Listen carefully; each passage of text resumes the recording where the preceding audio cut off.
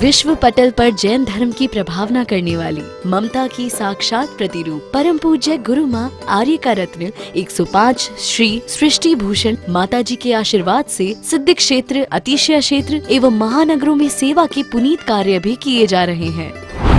अनेकानेक आध्यात्मिक पुण्य के कार्य, साधुओं के आहार, विहार, औषधि एवं उपकरण आदि की व्यवस्थाएं सुचारू रूप से कई वर्षों से की जा रही है। माता जी और छोटी माता जी का बहुत बहुत धन्यवाद देना चाहती हूँ, क्योंकि अगर आज डैडी ठीक होके वापस सही हुए हैं इस उम्र पे, इतनी बड़ी प्रॉब्लम आने के बाद, उस एक किसी मिरेकल से कम नहीं है, किसी जादू से कम नहीं है, और वो सिर्फ माता जी लोगों के आशीर्वाद का ही फल है। माता जी पहुंची हरियाणा का प्रदेश, मंदिरों में ये स्थिति कि एक दो बूढ़े व्यक्ति चले जा कर के और यदि उनने अभिषेक कर दिया तो बस इतना हो गया। बाकी के लोगों को कोई धर्म कर्म से मतलब, वहाँ माता जी गईं और बंधुओं में खुद वहाँ पर गया माता जी के वहाँ हरियाणा प्रदेश में। ऐसी प्रभावना हुई कि 50 व्यक्ति वहाँ पर पूजा करने लगे। साथ ही सामाजिक सेवा के भी कार्य समिति द्वारा कार्यरत है। बच्चों की शिक्षा, गरीबों की सहायता, वृद्ध एवं असहाय लोगों को आश्रय दिया जाता है। गौ संरक्षण एवं संवर्धन के लिए गौशाला का निर्माण एवं चारा जैसी सराहनीय कार्य किए जा रहे हैं। देर न करें, आज ही जुड़ें ऐसे महापुण्य के कार्यों से। 1 लाख से अधिक राशि देकर संरक्षण आदि पद प्राप्त कर सकते हैं। साथ ही छोटी राशि दान करके भी पुण्यार्जन कर सकते हैं। आप अपनी दान राशि दिए गए निम्नलिखित बैंक खाता विवरण में जमा करा सकते हैं। अधिक जानकारी हेतु संपर्क सूत्र। रहे कीचड़ में कमल सा उसे संन्यास कहते हैं, और रहे कीचड़ में मच्छर सा उसे संसार कहते हैं। और कहते हैं यहाँ जो भोगता भोजन उसे संसार कहते हैं, और भुगतता सा जो भोजन को उसे सन्यास कहते हैं। सन्यासी खाता हुआ भी नहीं खाता। आपने बहुत अच्छी बात अभी पढ़ी कि अध्यात्म योगी संसार में कर्म बंद नहीं करता है। संसार में रहो। लोग कह रहे थे तुम परिवार को मत देखो, मैं कहती हूँ परिवार को देखो, लेकिन साथ परिणाम को देखो। आदमी 5 चीज़ों की बहुत चिंता करता है: पद, पैसा, प्रतिष्ठा, परिवार और प्रतिष्ठा।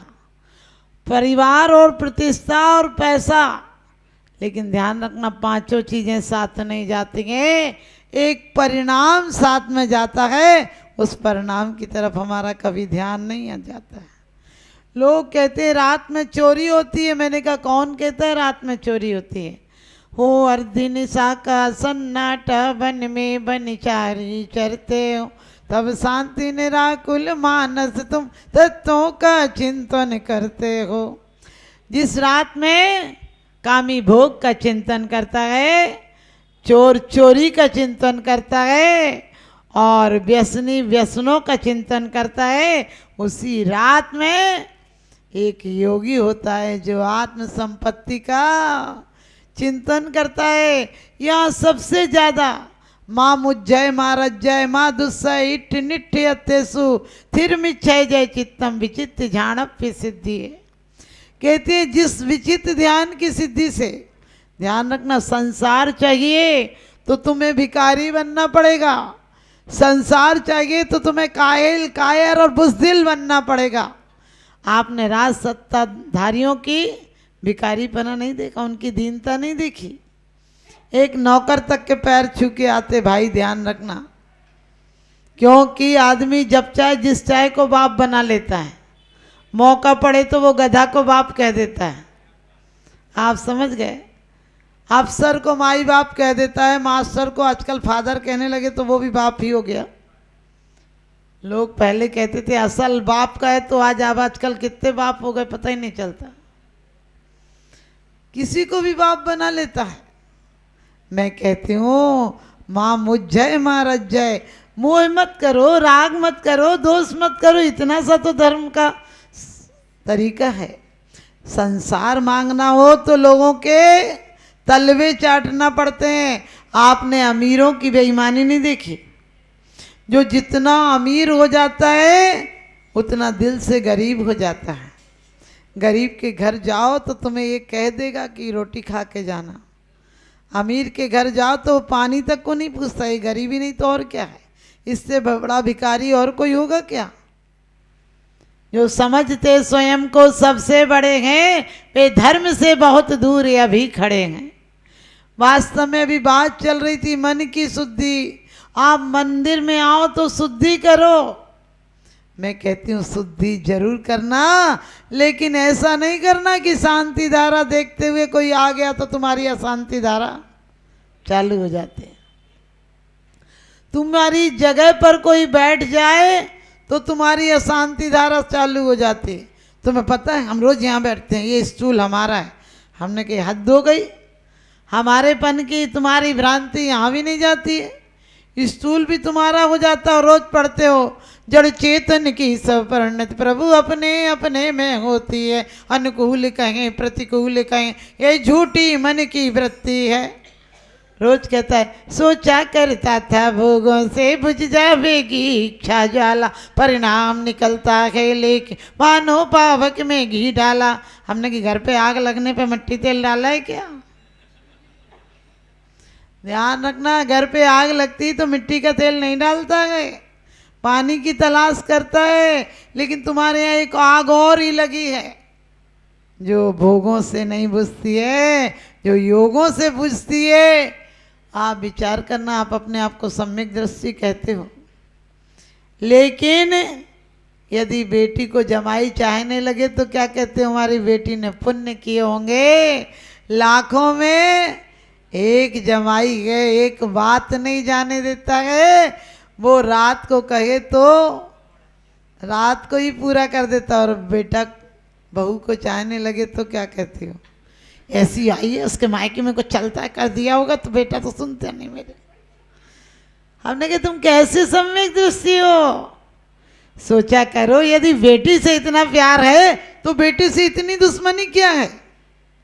बेटी घूमने जाए तो तुम्हारा चेहरा गुलाब सा खिल जाता है, और बहू घूमने चली जाए तो बेशरम सी मुरझा जाती हो, छुई मुई सी मुरझा जाती हो। विचार किया करो, जब बेटी के लिए सुख चाहती हो तो बेटा भी तो बाजार से थोड़ी लाई हो, तुम्हारा ही है। बेटे का दाम्पत्य जीवन भी सुखी बनाए करो। बेटी से कहती घंटे 2 घंटे आराम कर लिया कर बेटा, घर में तो काम लगा ही रहता है। बहू से भी कहा करो कि बेटा घंटे 2 घंटे आराम कर लिया कर, घर का काम तो चलता ही रहता है। अरे एक ही संतान, ये कह रहा है एक ही संतान इसीलिए चली। मैंने कहा एक, अब की एक वो ऐसा निकलेगा खूंखार कि तुम्हें कहो तो कहने नहीं देता, सुनो तो सुनने नहीं देता। कहते हैं आज का एक बेटा ऐसा होगा और एक बेटे की बहू भी, समझ गए, छत से ऊपर कूदने को तैयार आएगी, कथक करती हुई आएगी, वो एक भी आएगी तो। क्योंकि दुनिया बड़ी जालिम है, कुछ कहो तो कहने नहीं देती, सहो तो सहने नहीं देती। बड़ी जालिम है दुनिया मेरे दोस्त, तमाचा मार तो देती है पर रोने नहीं देती। जब बच्चे छोटे थे तो ये कह के लड़ते थे मम्मी मेरी है, मम्मी मेरी है। बड़े होके ये कह के लड़ने लगे मम्मी तेरी है, मम्मी तेरी है।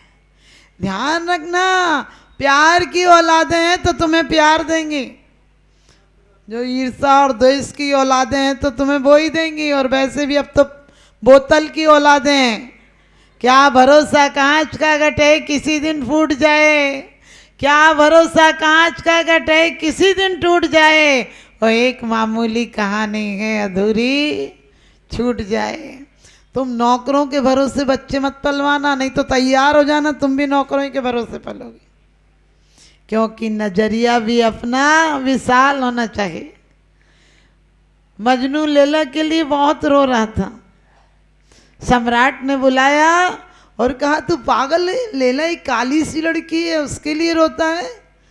मेरे राज्य में आ, दुनिया की विश्व सुंदरियां तुझे ला के दूंगा। और उसने बुलाई भी, कोई 12 सुंदरियां बुलाई, एक से एक सुंदरियां थी। लेकिन जब मजनू से कहा कि बता तू जिससे कहेगा उसी से विवाह करा दूंगा, वो बोला नहीं, वो बोला नहीं, एक भी सुंदर नहीं। लोगों ने हंसी उड़ाई, कहने लगे पागल हो गया इससे, वो काली सांवली सी लड़की अच्छी लगती है, इतनी सुंदर अच्छी नहीं लगती है।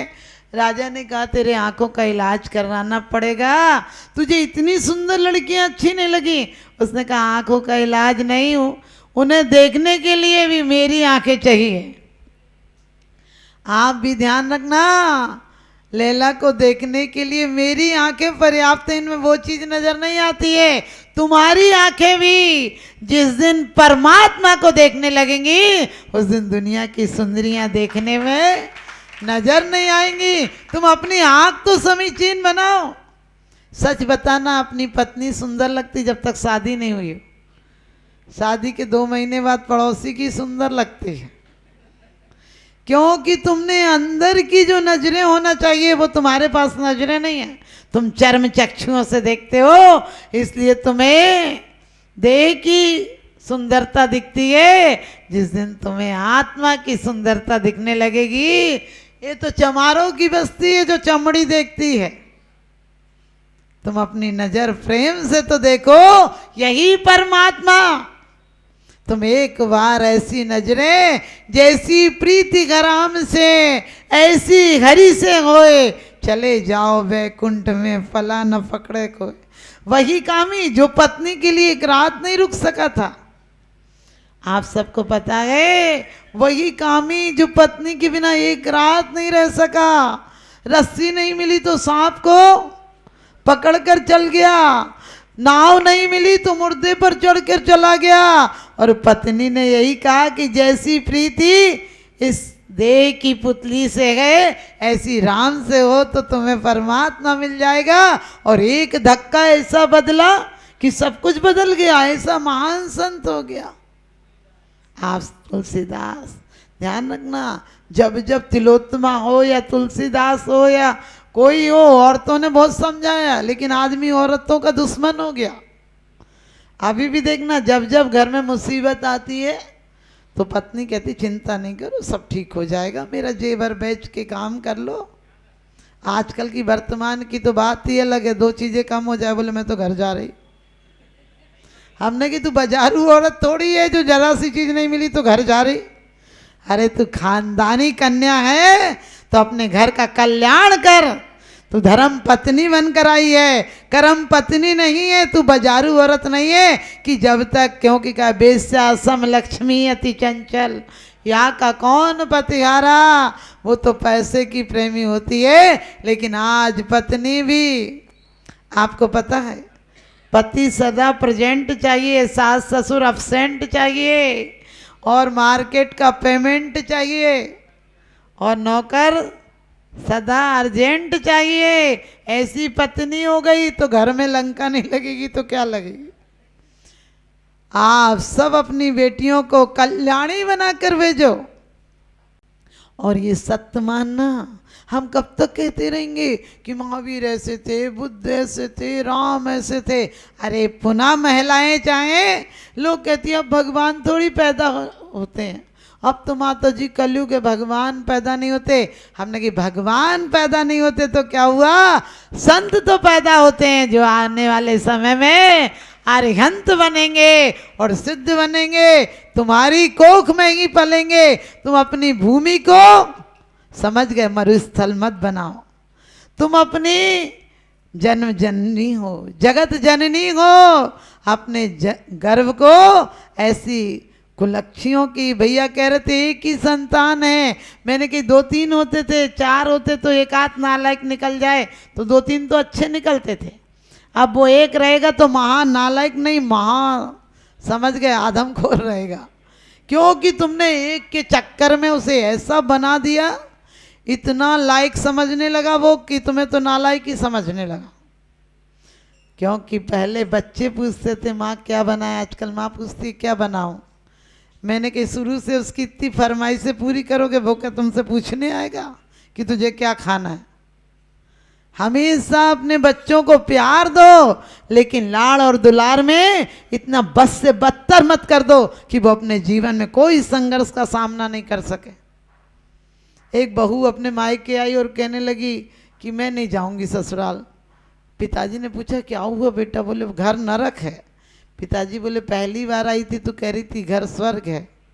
बोली अब मैंने देखा हकीकत उन लोगों की घर नरक है, ससुर जल्लाद है, सास तो पूछो मत कितनी, अब मैं गाली वाली तो नहीं दे सकती हूँ, लेकिन उसने ऐसी ऐसी बातें कही। कहने लगे देवर नंबर 1 का लफंगा है, ननद तो पक्की चुगलखोर है, वो घर रहने लायक नहीं है। और आप तो एक काम करो, सास मर जाए तो फिर कुछ जा सकते हो, और आप डॉक्टर हो तो कम से कम कुछ दवाई तो ऐसी दो कि वो मर जाए। पिताजी समझदार थे, आजकल की तरह नहीं थे कि बोलते हैं खूब खाना, खूब सोना, खूब लड़ना, ज़्यादा बात बने तो हम पे फौल लगाना। विश्व पटल पर जैन धर्म की प्रभावना करने वाली ममता की साक्षात प्रतिरूप परम पूज्य गुरु माँ आर्य का रत्न 105 श्री सृष्टि भूषण माता जी के आशीर्वाद से सिद्धि क्षेत्र, अतिशय क्षेत्र एवं महानगरों में सेवा के पुनीत कार्य भी किए जा रहे हैं।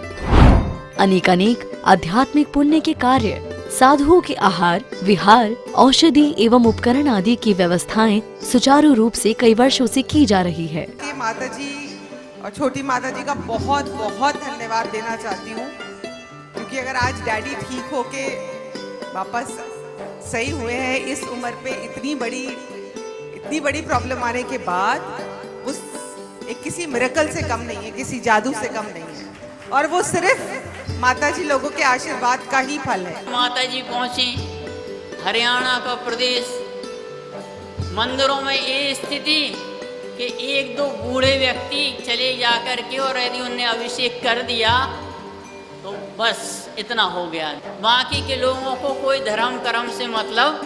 वहाँ माता जी गईं और बंधुओं में खुद वहाँ पर गया माता जी के वहाँ हरियाणा प्रदेश में। ऐसी प्रभावना हुई कि 50 व्यक्ति वहाँ पर पूजा करने लगे। साथ ही सामाजिक सेवा के भी कार्य समिति द्वारा कार्यरत है। बच्चों की शिक्षा, गरीबों की सहायता, वृद्ध एवं असहाय लोगों को आश्रय दिया जाता है। गौ संरक्षण एवं संवर्धन के लिए गौशाला का निर्माण एवं चारा जैसी सराहनीय कार्य किए जा रहे हैं। देर न करें, आज ही जुड़ें ऐसे महापुण्य के कार्यों से।